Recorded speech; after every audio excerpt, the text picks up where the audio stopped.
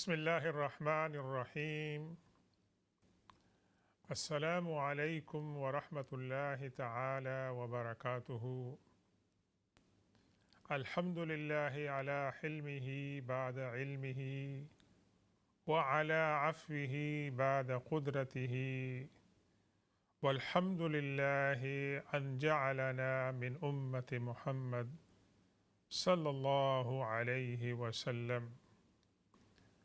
أما بعد فأعوذ بالله من الشيطان الرجيم.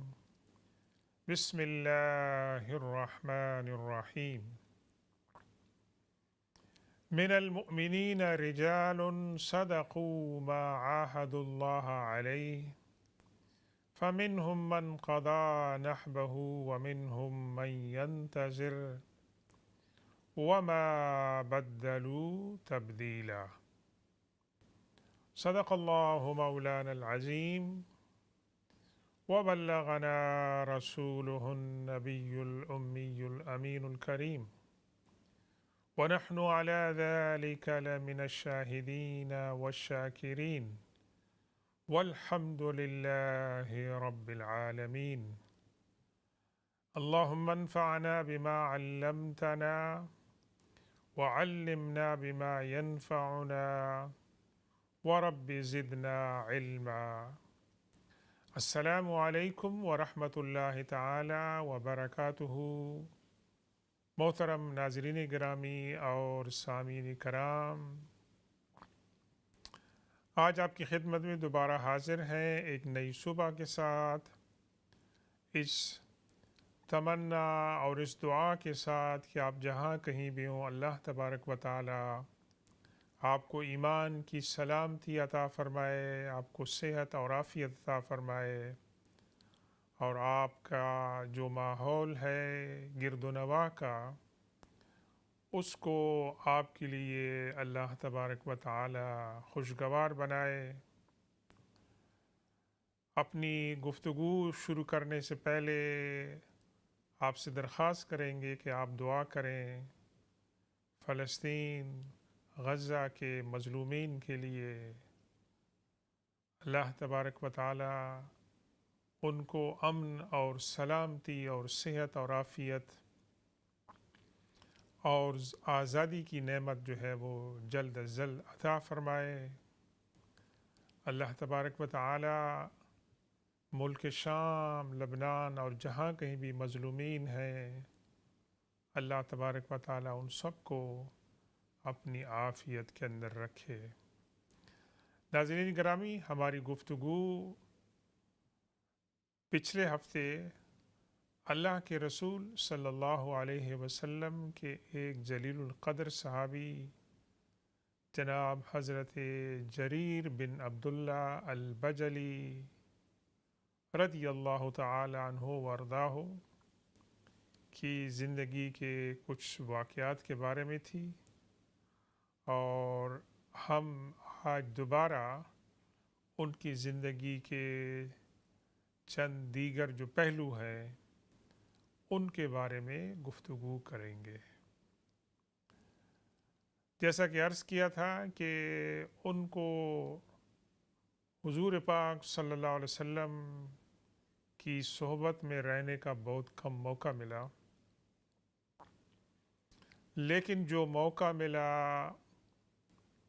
اس کے اندر اللہ تعالیٰ نے ان کو بہت سی نعمتیں، اللہ کے رسول صلی اللہ علیہ وسلم سے قربت اور ان کی محبت، اور اللہ کے رسول صلی اللہ علیہ وسلم کی زبان مبارک سے آپ کی احادیث کو سننے، ان کو روایت کرنے کا موقع ملا، اور یوں صحابہ کرام کے خوبصورت گلشن میں اللہ تعالیٰ نے ان کو ایک نمایاں مقام عطا فرمایا۔ پہلی جو مثال ہمیں ملتی ہے اللہ کے رسول صلی اللہ علیہ وسلم کی بارگاہ میں ان کی عظمت کی، کہ بقول حضرت جریر بن عبداللہ himself کہ جب کہیں اللہ کے رسول صلی اللہ علیہ وسلم کی ملاقات کے لیے باہر سے ڈیلیگیشن وفود آتے تھے تو اللہ کے رسول صلی اللہ علیہ وسلم مجھے خصوصی طور پر بلاتے تھے اور زائرین کے سامنے مجھے پیش کرتے تھے اور میں انتہائی عمدہ لباس پہن کر حاضر ہوتا تھا، اور اللہ کے رسول صلی اللہ علیہ وسلم ان کے سامنے مجھ پر فخر فرماتے تھے کہ یہ میرے صحابی ہیں۔ اور دو وجوہات ہمیں ملتی ہیں کہ اللہ کے رسول صلی اللہ علیہ وسلم حضرت جریر بن عبداللہ رضی اللہ تعالیٰ عنہ کو کیوں اتنی اہمیت دیتے اور ان سے کیوں اتنا پیار اور محبت فرماتے تھے۔ ایک وجہ تو ان کی خوبصورتی اور جمال تھا، اور دوسری خوبصورتی اور جمال حضرت جریر بن عبداللہ رضی اللہ تعالیٰ عنہ کی شخصیت میں جو سنجیدگی تھی، متانت تھی، عقل کی جو میچورٹی تھی، اس کی وجہ سے اللہ کے رسول صلی اللہ علیہ وسلم حضرت جریر بن عبداللہ رضی اللہ تعالیٰ عنہ سے محبت فرماتے تھے اور مہمانوں کے سامنے ان کو پیش کرتے تھے۔ آگے بڑھنے سے پہلے ایک حدیث پاک آپ کو سناتے ہیں، جس حدیث کے راوی خادم رسول صلی اللہ علیہ وسلم حضرت انس بن مالک رضی اللہ تعالی عنہ و ارضاہ ہے، اور جس کو روایت کیا ہے امام بخاری اور امام مسلم نے۔ حضرت انس بن مالک رضی اللہ تعالی عنہ روایت فرماتے ہیں کہ ایک سفر میں حضرت عبداللہ بن جریر البجلی کے ساتھ تھا، دوسرے لوگوں کے ساتھ ساتھ ہم بھی سفر میں تھے، اور میں نے مشاہدہ کیا کہ حضرت جریر بن عبداللہ رضی اللہ تعالیٰ عنہ میری بہت خدمت کرتے تھے۔ حضرت انس عمر میں حضرت جریر سے چھوٹے تھے، اور حضرت جریر بن عبداللہ نہ صرف عمر میں بڑے تھے بلکہ ایک ٹرائبل لیڈر بھی تھے، خوبصورت بھی تھے،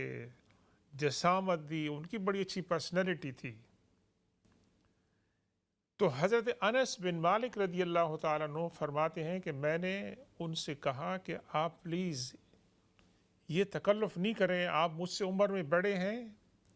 آپ میری خدمت کے اندر پیش ہیں، آپ یہ تکلف نہ کریں۔ تو حضرت جریر بن عبداللہ رضی اللہ تعالیٰ عنہ نے جو جواب دیا، ناظرین گرامی، وہ جواب انتہائی قابل غور ہے اور سوچنے کے قابل ہے آج کل کے دور میں بھی۔ وہ جواب کیا تھا؟ حضرت جریر نے جو وجہ بتائی کہ میں حضرت انس بن مالک رضی اللہ تعالیٰ عنہ کی خدمت کیوں کرتا ہوں، ایون دو کہ وہ عمر میں مجھ سے چھوٹے ہیں۔ فرمایا میں نے دیکھا جو چند دن، چند ہفتے، چند مہینے مجھے مدینہ طیبہ میں حضور پاک صلی اللہ علیہ وسلم کی صحبت میں رہنے کا جو موقع ملا، ایک روایت میں 40 دن، ایک روایت میں اس سے تھوڑے کچھ زیادہ تھے، تو فرمایا میں نے دیکھا کہ انصار اللہ کے رسول صلی اللہ علیہ وسلم کی جس طرح خدمت کرتے تھے، تو میں نے اپنے ساتھ یہ عہد کر لیا، حلف لے لیا کہ میں ان لوگوں کی خدمت کروں گا جنہوں نے اللہ کے رسول صلی اللہ علیہ وسلم کی خدمت کی ہے. یعنی مجھے ڈائریکٹ تو اتنا وقت نہیں ملا کہ میں حضور پاک صلی اللہ علیہ وسلم کی اتنی خدمت کر سکوں اور ان کی محفل میں اور ان کی صحبت میں رہ کر برکات حاصل کروں. تو میں نے یہ عزم کیا کہ اللہ کے رسول صلی اللہ علیہ وسلم کے وصال کے بعد اس کمی کو پورا کرنے کے لیے وہ لوگ کہ جو اللہ کے رسول صلی اللہ علیہ وسلم کی خدمت میں پیش تھے، خاص طور پر انصار،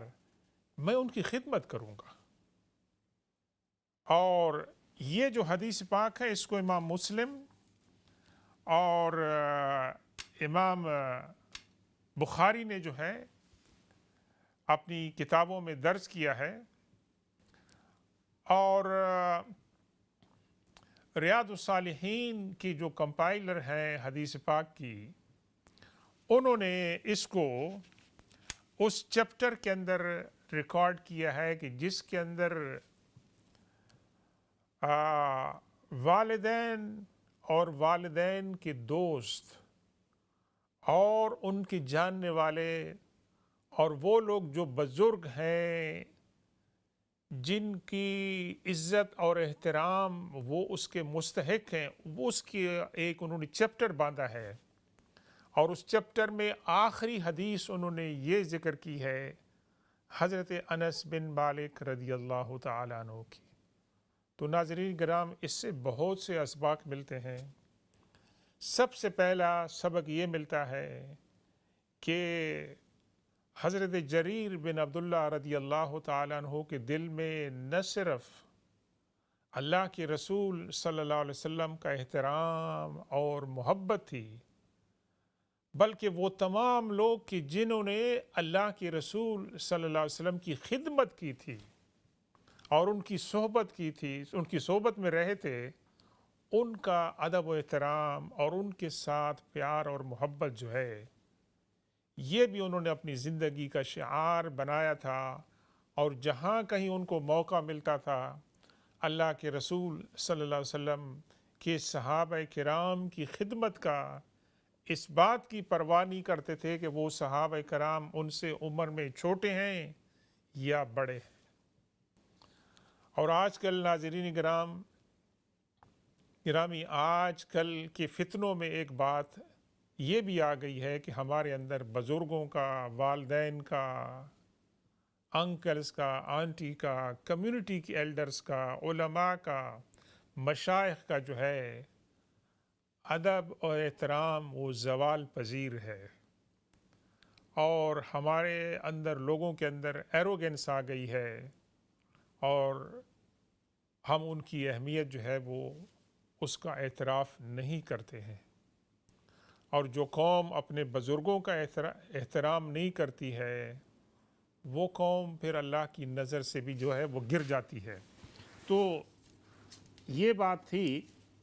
کہ حضرت جریر جو تھے وہ اللہ کے رسول صلی اللہ علیہ وسلم کے صحابہ کرام کی خدمت کرتے تھے. دوسری بات جو ہمیں ملتی ہے اللہ کے رسول صلی اللہ علیہ وسلم کی خدمت میں حضرت جریر کے مقام کی، کہ حجت الوداع کے موقع پر جب اللہ کے رسول صلی اللہ علیہ وسلم خطاب فرما رہے تھے تو آپ نے حضرت جریر بن عبداللہ رضی اللہ تعالیٰ عنہ کو یہ ڈیوٹی سونپی کہ لوگوں کو خاموش کرائیں. تو اب یہ جو اسائنمنٹ ان کو مل گیا تو اس اسائنمنٹ کی وجہ سے بھی ان کا مقام اللہ کے رسول صلی اللہ علیہ وسلم کی بارگاہ میں اور آپ کے صحابہ کرام کی نگاہ میں بڑھ گیا کہ جس کو اللہ کے رسول صلی اللہ علیہ وسلم نے اتنے ہزاروں کے مجمع میں یہ ڈیوٹی اسائن کی کہ آپ نے لوگوں کو خاموش کرانا ہے تاکہ لوگ میری بات کو جو ہے وہ سنیں. اور تیسری مثال ہمیں یہ ملتی ہے کہ اللہ کے رسول صلی اللہ علیہ وسلم نے حضرت جریر بن عبداللہ رضی اللہ تعالیٰ عنہ کو ایک دن خطاب فرمایا کہ یمن کے اندر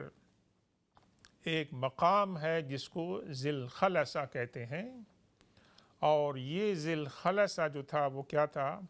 کہ جس کو وہ کعبہ اور یمانیہ کہتے تھے، یعنی مکہ مکرمہ میں جو کعبہ ہے اس کی جو عمارت ہے اسی طرح کی ایک عمارت لوگوں نے یمن میں بنائی تھی، اور جس طرح کعبہ شریف کا لوگ طواف کرتے ہیں، اس کا احترام کرتے ہیں، لیکن یہاں پر بھی انہوں نے ایک بہت بڑا بت رکھا ہوا تھا۔ اسلام کے اعلان لانے کے بعد لوگ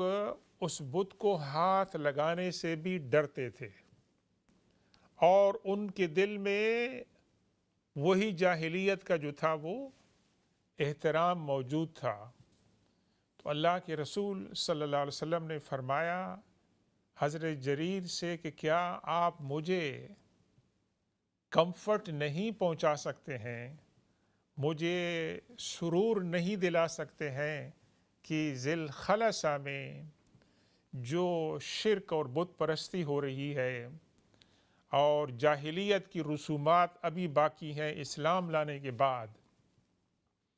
تو حضرت جریر بن عبداللہ رضی اللہ تعالیٰ عنہ اس مہم پر روانہ ہوتے ہیں، اور روانہ ہونے سے پہلے اللہ کے رسول صلی اللہ علیہ وسلم سے درخواست کرتے ہیں کہ یا رسول اللہ، میری ایک پرابلم ہے، میں جب بھی گھوڑے کی پیٹھ پر سوار ہوتا ہوں میں گر جاتا ہوں، کہ ان کا وجود بہت بھاری تھا ماشاءاللہ، اور گھوڑا شاید اس کو برداشت نہیں کر سکتا تھا، سیدھے طریقے سے بیٹھ نہیں سکتے تھے۔ تو حضور پاک صلی اللہ علیہ وسلم نے کیا کیا کہ اللہ کے رسول صلی اللہ علیہ وسلم نے میرے سینے پر ضرب لگائی، اور اس ضرب اور آپ کی جو دست مبارک کی جو انگلیاں ہیں ان کے اثرات کے نشان اور اس کا اثر میں نے سینے کے اندر محسوس کیا، اور پھر اللہ کے رسول صلی اللہ علیہ وسلم نے دعا کی،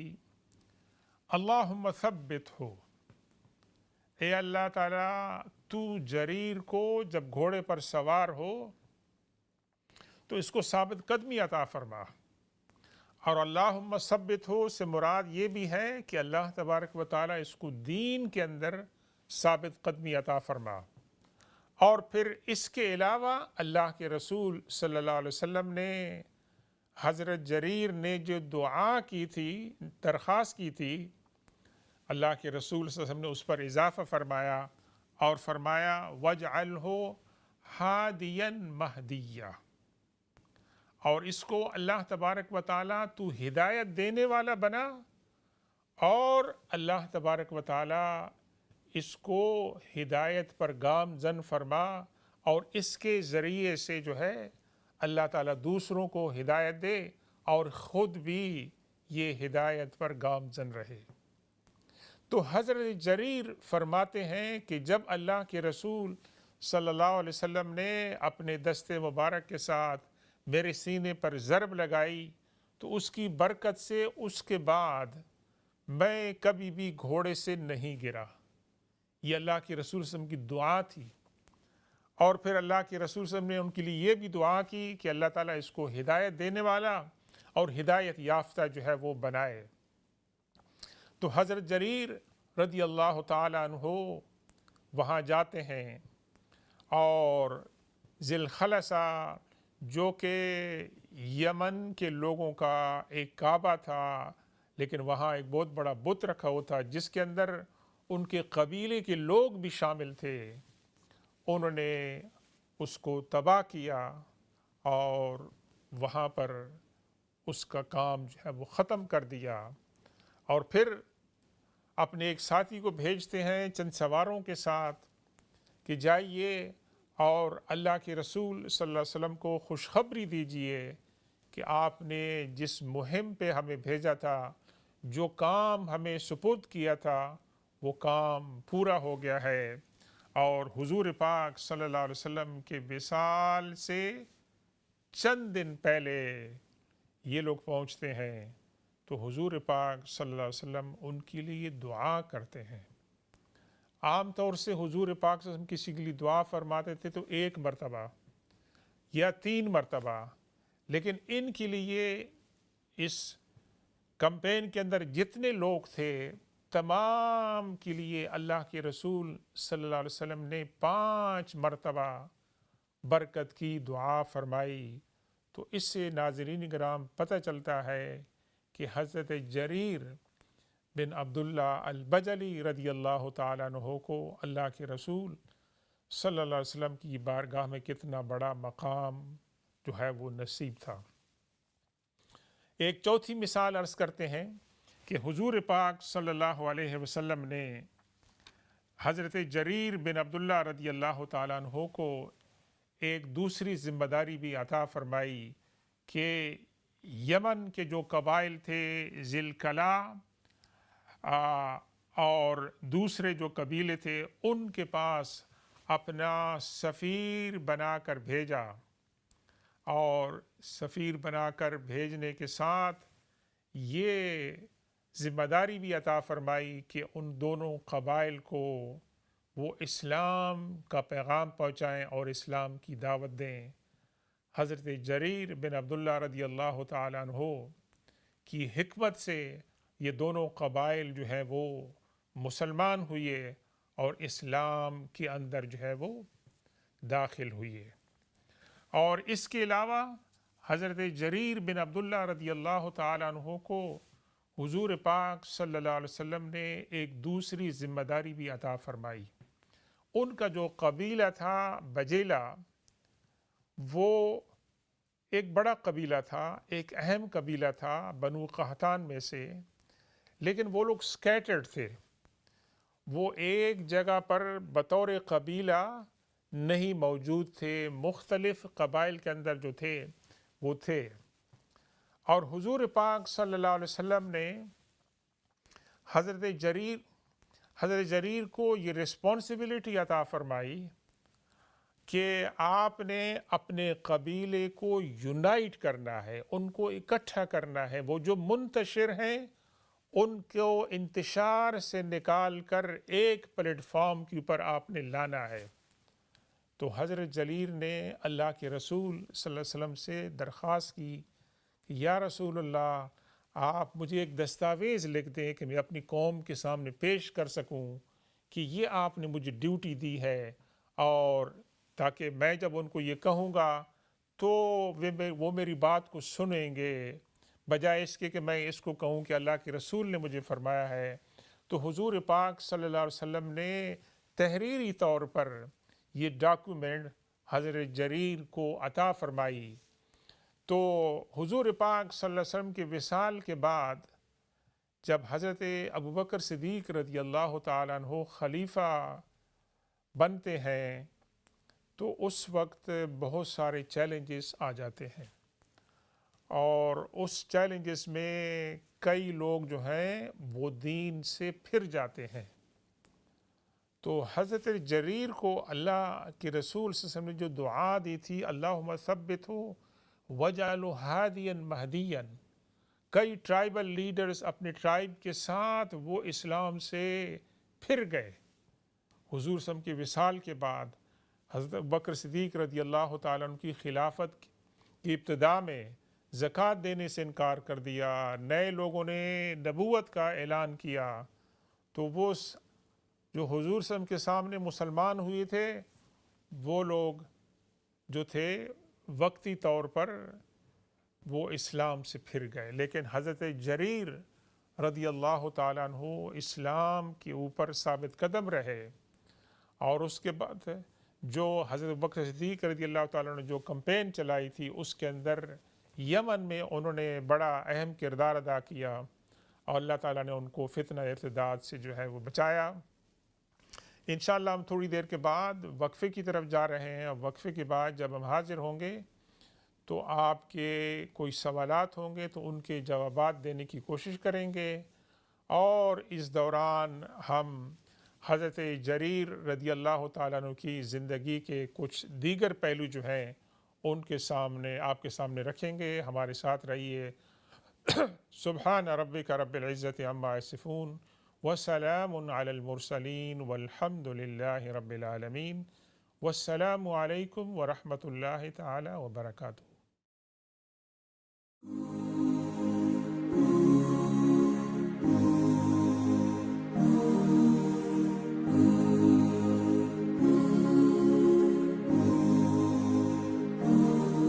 علیکم ورحمۃ اللہ تعالی وبرکاتہ. ویلکم بیک ناظرین گرامی. اپنے نشست کے دوسرے حصے میں اگر آپ کی کوئی سوالات ہیں تو آپ پیش کر سکتے ہیں. انشاءاللہ ہم ان کے جوابات دینے کی کوشش کریں گے، اور اس دوران ہم اپنی گفتگو کو جاری رکھتے ہیں. وقفے سے پہلے ہماری بات ہو رہی تھی اللہ کے رسول صلی اللہ علیہ وسلم کے ایک جلیل القدر صحابی جناب جریر بن عبداللہ البجلی رضی اللہ تعالی عنہ وارضاہ، جن کو حضرت عمر فاروق رضی اللہ تعالیٰ عنہ نے ان کے حسن و جمال کی وجہ سے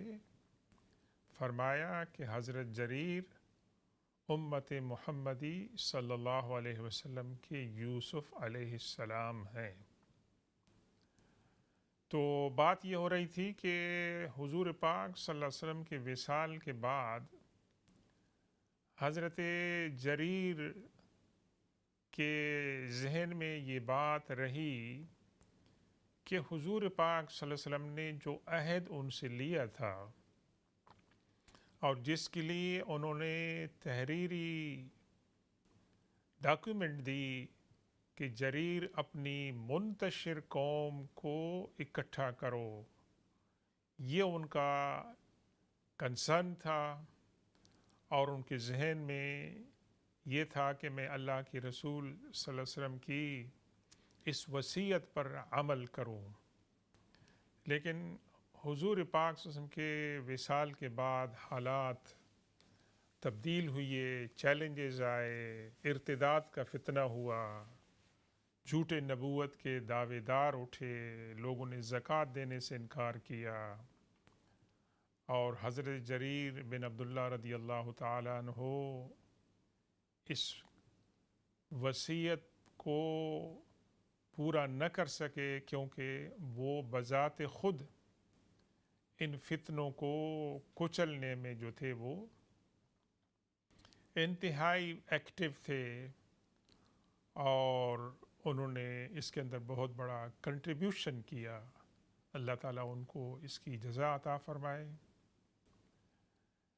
جب حضرت عمر فاروق رضی اللہ تعالیٰ عنہ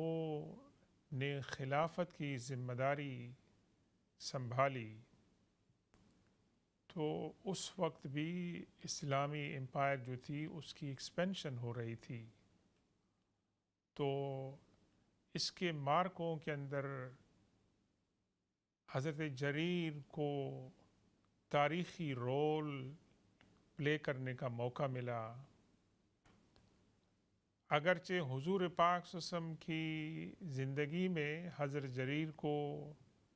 کسی غزوے کے اندر شرکت کا موقع نہ مل سکا، لیکن انہوں نے پھر مختلف مارکوں کے اندر، اور خاص طور پر جو تاریخ میں قادسیہ کا ایک مارکہ تھا، اس میں انہوں نے بہت بہادری کے کارنامے دکھائے، اور اپنی قوم کو تمام کو اکٹھا کر کے بطور قبیلہ اس کو اس مارکے کے اندر جو ہے ان کی رہنمائی کی اور ان کو لیڈ کیا. اور اللہ کے رسول صلی اللہ علیہ وسلم نے جو وصیت کی تھی کہ اپنی قوم کو اکٹھا کرنا، ان کو انتشار سے بچا کر ان کو ایک پلیٹ فارم پر اکٹھا کرنا، تو حضرت جریر کا یہ جو خواب تھا دیرینہ، یہ اس موقع پر وہ پورا ہو گیا. اور ایک شاعر نے بڑی خوبصورت بات کہی ہے اس بارے میں کہ لولا جریر ہلکت بجیلا، نعم الفتى وبئست القبیلہ. اگر حضرت جریر بن عبداللہ رضی اللہ تعالیٰ عنہ نہ ہوتے تو ان کا قبیلہ بجیلہ جو ہے وہ تباہ ہو جاتا۔ وہ خود تو کتنے بہترین انسان ہیں، لیکن ان کا قبیلہ جو ہے وہ اس طرح کا نہیں ہے جس طرح کہ حضرت جریر بن عبداللہ رضی اللہ تعالیٰ عنہ ہے۔ ناظرین گرامی، حضرت جریر کا قبیلہ بعد میں اس کا نام بنو مالک بن گیا، اور ان کی اکثریت جو تھی وہ طائف اور اس کے گرد و نواح کے علاقے میں سیٹل ہوئی۔ اگر آپ کو طائف جانے کا موقع ملے کبھی، طائف کے اندر بھی حضور پاک صلی اللہ علیہ وسلم اور صحابہ کرام، خاص طور پر حضرت عباس رضی اللہ تعالیٰ عنہ کی مسجد اور دیگر مزارات ہیں صحابہ کرام میں، تو وہاں ایک مسجد آپ کو ملے گی جس کا نام ہے مسجد جریر بن عبداللہ، اور یہ تاریخی مسجد ہے اور اس کو بھی 1400 سال سے زیادہ ہو گئے ہیں۔ تو کہنے کا مقصد یہ ہے کہ حضرت جریر بن عبداللہ رضی اللہ تعالیٰ عنہ کی ایک یادگار وہاں پر جو ہے وہ باقی ہے۔ حضرت عثمان رضی اللہ تعالیٰ عنہ نے جب خلافت سنبھالی تو قبیلہ بنو حمزان جو ہے ان کے لیے آپ نے حضرت جریر کو بطور والی اور حکمران اور اپنا ریپریزنٹیٹیو وہاں پر ان کو بھیجا کہ وہاں کے لوگوں کو آپ اسلام کی تعلیم دیں اور ان کی جو حالت ہے اس کو جو ہے وہ بہتر بنائیں۔ حضرت علی رضی اللہ تعالیٰ عنہ کی جب خلافت کا وقت آتا ہے تو آپ حضرت جریر کو منتخب فرماتے ہیں اپنے نمائندے کے طور پر کہ آپ حضرت امیر معاویہ کے پاس جائیں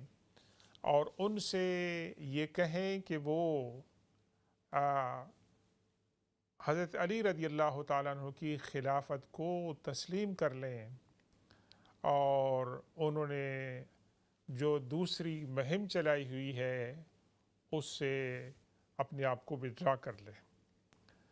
لیکن حضرت جریر بن عبداللہ رضی اللہ تعالیٰ عنہ جہاں وہاں پہنچتے ہیں، وہاں کے حالات کا معائنہ کرتے ہیں، تو وہ حضرت علی رضی اللہ تعالیٰ عنہ سے یہ عرض کرتے ہیں، اپنا ایکسکیوز پیش کرتے ہیں کہ میں یہ کام نہیں کر سکتا ہوں، اور یہاں تک کہ انہوں نے کہا کہ میں یہ جو کنفلکٹ ہے حضرت علی کا اور حضرت امیر معاویہ رضی اللہ تعالیٰ عنہ کا، اس کے اندر میں کسی کی سائیڈ نہیں لیتا ہوں، ایون دو کہ حضرت علی رضی اللہ تعالیٰ عنہ فرما چکے تھے کہ جریر منا اہل البیت، کہ جریر جو ہیں وہ ہم اہل بیت سے بیلونگ کرتے ہیں۔ تو بہرکیف حضرت جریر بن عبداللہ رضی اللہ تعالیٰ عنہ کا یہ اپنا ایک موقف تھا جو انہوں نے پیش کیا، اور آخر وقت تک وہ ایک بستی میں رہے اور وہیں پر ان کا انتقال ہوا۔ تو ناظرین گرامی، ان کی ایک جو خصوصیت تھی کہ حضرت جریر بن عبداللہ رضی اللہ تعالیٰ عنہ حضور پاک صلی اللہ علیہ وسلم کے احادیث کے راوی بھی ہیں، تو ہم آپ کے ساتھ ان کی روایت کردہ چند احادیث جو ہیں وہ شیئر کرتے ہیں۔ ان میں پہلی حدیث یہ ہے کہ حضرت جریر رضی اللہ تعالیٰ عنہ فرماتے ہیں کہ ہم ایک دن حضور پاک صلی اللہ علیہ وسلم کی خدمت میں موجود تھے، اور یہ 14ویں رات کی جو چاند کی جو تھی وہ رات تھی، تو اللہ کے رسول صلی اللہ علیہ وسلم نے ہم سے خطاب فرمایا، اور آپ نے فرمایا کہ اے میرے صحابہ، تم اللہ تبارک و تعالیٰ کو قیامت والے دن اسی طرح دیکھو گے جس طرح تم آج چاند کو 14ویں کی رات کی چاند کو تم دیکھ رہے ہو اور تمہیں اس میں کوئی شبہ نہیں ہو رہا ہے، بلکہ تم یقین کے ساتھ کہہ سکتے ہو کہ تم جس کو دیکھ رہے ہو وہ واقعی چاند ہے، اسی طریقے سے تم اللہ تبارک و تعالی کو اس کی زیارت کرو گے قیامت والے دن۔ تو ناظرین گرامی، مسلمانوں کے لیے سب سے بڑی نعمت اور سب سے بڑی خوشخبری ایون دو جنت سے بھی زیادہ یہ ہے کہ وہ رب جس کو دیکھے بغیر وہ دنیا میں اس کی عبادت کرتے تھے،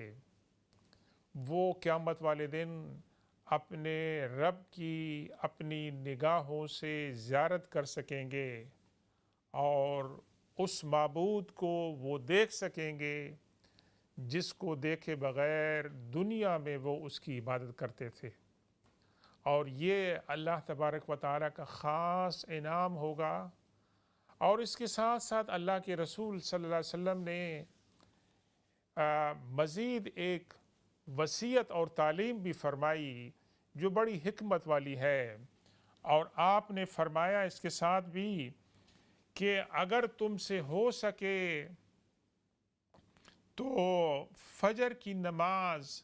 اور عصر کی جو نماز ہے اس کو جماعت سے مس نہ کرے۔ دو باتیں آپ نے فرمائیں، اللہ تغلبوا علی صلاة قبل صلاة طلوع الشمس وقبل غروبها فافعلوا، کہ اگر تم سے ہو سکے تو فجر کی نماز با جماعت اور عصر کی نماز با جماعت کو مس نہ کرو۔ پھر آپ نے قرآن پاک کی یہ تلاوت فرمائی، وَسَبِّحْ بِحَمْدِ رَبِّكَ قَبْلَ طُلُوعِ الشَّمْسِ وَقَبْلَ الْغُرُوبِ، جس کا تقریباً وہی معنی ہے کہ آپ اللہ تبارک و تعالیٰ کی تسبیح کریں، اور تسبیح سے مراد یہ ہے کہ اللہ کی عبادت کریں فجر کی نماز طلوع آفتاب سے پہلے اور غروب آفتاب سے پہلے۔ تو حضرت امام بخاری جنہوں نے اس کو روایت کی ہے وہ فرماتے ہیں کہ اللہ کے رسول صلی اللہ علیہ وسلم اس حدیث میں تلقین کے ساتھ ساتھ وصیت فرما رہے ہیں کہ ان دو نمازوں کو جماعت کے ساتھ مس نہ کریں۔ ناظرین گرامی، اللہ کے رسول صلی اللہ علیہ وسلم نے فجر کی اور عصر کی جماعت کی اہمیت کیوں بیان فرمائی؟ اس لیے کہ آپ سے مروی ایک دوسری حدیث میں یہ بات ہے کہ آپ نے فرمایا کہ فجر کی جماعت کے اندر فرشتوں کی جماعت جو ہے وہ حاضر ہوتی ہے اور وہ ریکارڈ کرتے ہیں ان لوگوں کو جو فجر کی نماز میں با جماعت شریک ہوتے ہیں۔ پھر دوسری جماعت جو ہے وہ فرشتوں کی آتی ہے اور وہ عصر کی نماز کے وقت جو نمازی مسجد میں ہوتے ہیں جماعت سے نماز کو ادا کرتے ہیں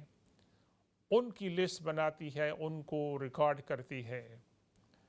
علماء کرام لکھتے ہیں کہ اللہ کے رسول صلی اللہ علیہ وسلم نے یہاں پر ان دو نمازوں کی باجماعت ادائیگی کا جو ذکر فرمایا ہے اور ساتھ ساتھ اس بات کا ذکر فرمایا ہے کہ قیامت والے دن بے شک مسلمانوں کو اللہ تعالیٰ اپنی دیدار سے سرفراز فرمائے گا،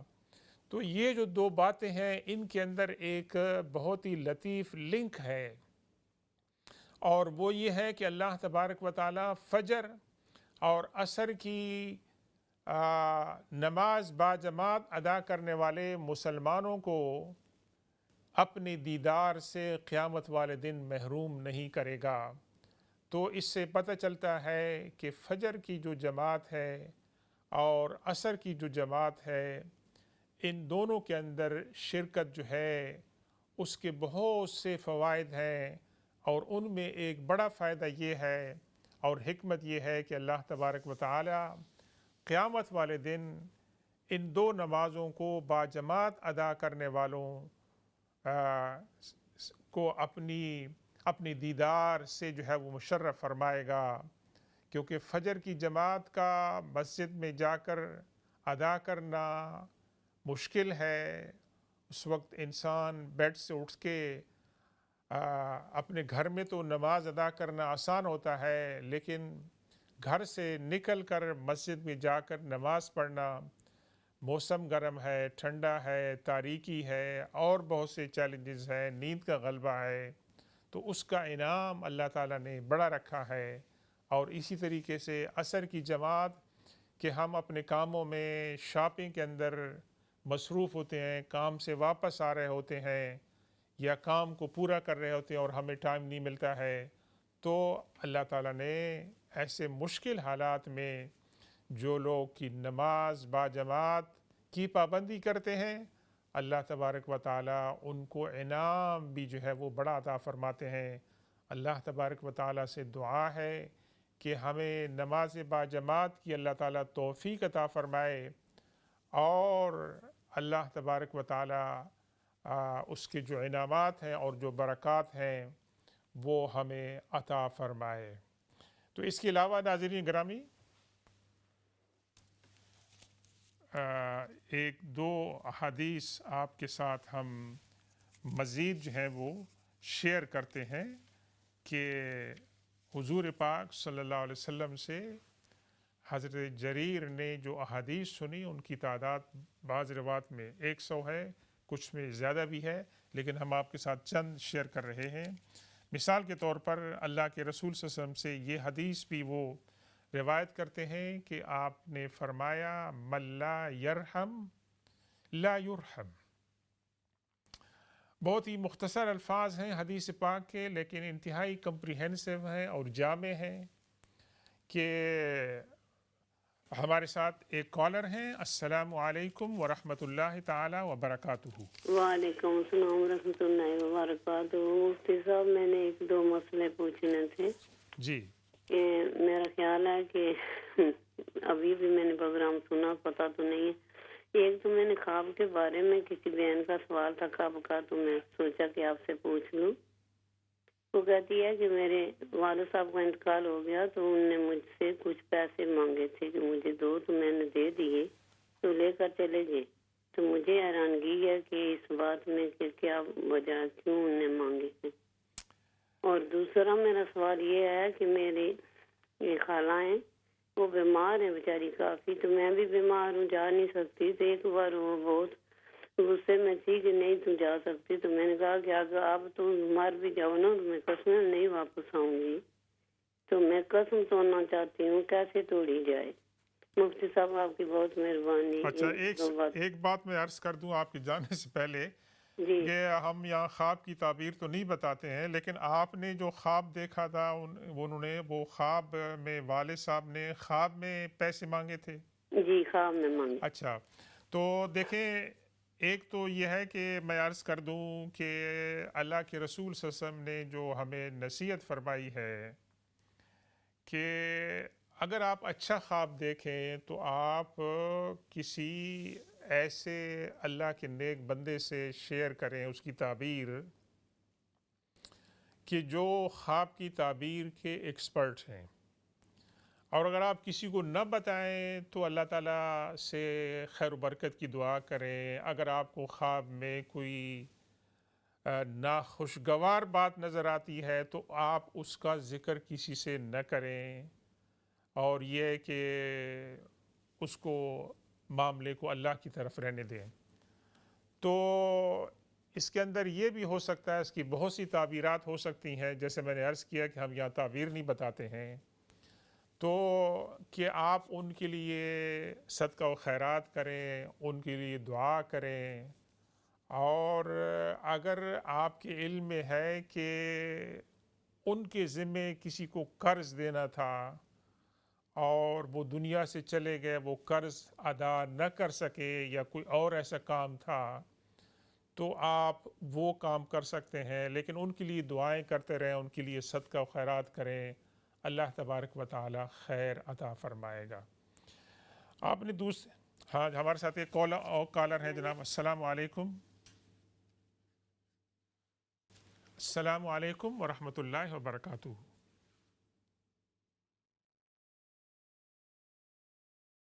جی،